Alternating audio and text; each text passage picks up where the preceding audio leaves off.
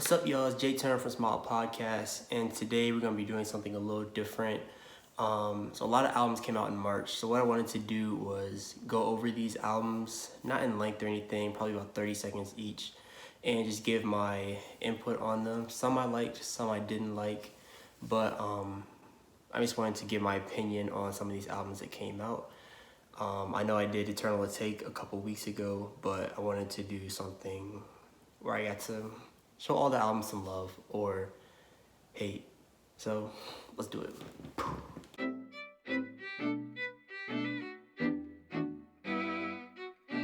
3:15:20 by Childish Gambino. I'm a really big fan of Childish Gambino. I can talk about this album for days, but I'll keep it short. One big takeaway that I didn't like about this album was the production. I feel like a lot of the tracks were rough around the edges and kind of seemed unfinished, but he does make up for this in the lyrics as well as the theme of the entire album. I really liked that. Some of the standout tracks on here were 12:38 and then 53:49, which sounds really dumb. I could have done your track list, I could have done your album. What's good, Gambino? I did Eternal Atake a couple weeks ago, so if you didn't check that out, go ahead, check it out and give it a like.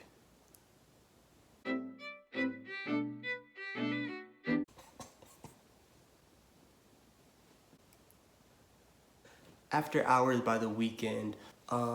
Coming into it, I know that some of the singles kind of sounded nice, so I kind of knew what I was getting from this album.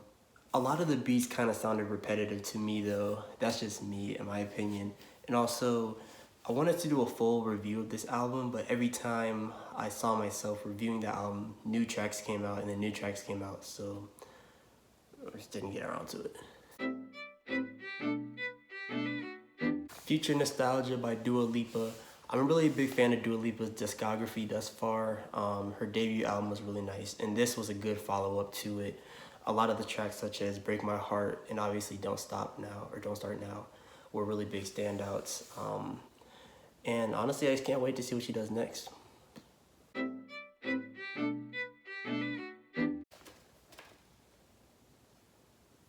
A Written Testimony by Jay Electronica. This was a really nice project, 10 years in the waiting, but he did deliver on this one. A lot of biblical references and a lot of features from Jay-Z. But honestly, it was worth the wait.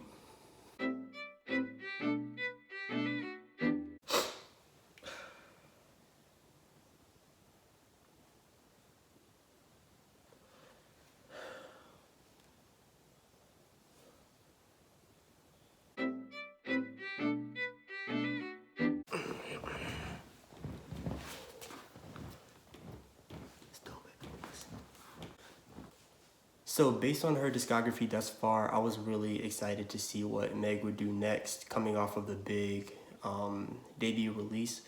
And honestly, she did not disappoint on this one. About, I think it was like 7 or 9 tracks, but it was really entertaining all the way throughout. Some of the standouts, I believe, were Captain Hook and Savage, of course.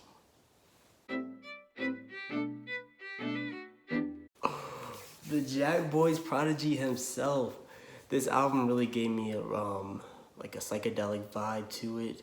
It feels like I was going like from party to party to party. It's like a big story the whole way through. Really liked it. Some of the standout tracks I believe were Cardigan and obviously No Idea, which was the closing track. Nice debut by Toliver.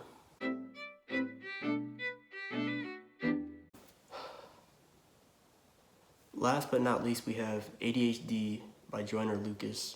Where we basically got 4 tracks, 4 skits, and a bunch of singles he had already released. I'm a big mental health guy. Don't know what he was quite going for stylistically on this album. But you know, I like the track where he's paying homage to Will Smith, the song Will, and also on the title track ADHD, but my guy. Get it together, bruh. So those were a couple of projects that came out in March that I wanted to review, but never really got the time to do it. Let me know what y'all thought of that down below, and leave some comments of what I should review next. Make sure to like and subscribe. This was Jordan. These were some album reviews. We out.